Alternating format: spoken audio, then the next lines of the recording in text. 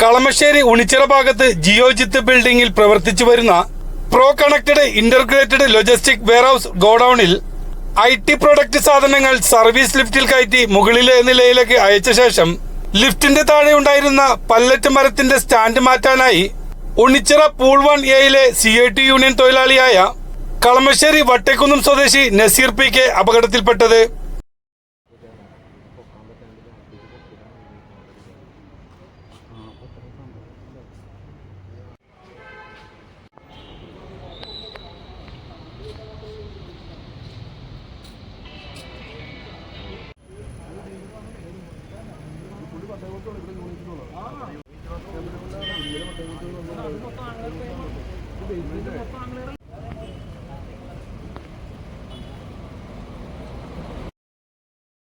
ലിഫ്റ്റിന്റെ താഴെ കയറിയപ്പോൾ ലിഫ്റ്റിന്റെ wire rope പൊട്ടി വീണാണ് അപകടം സംഭവിച്ചത്.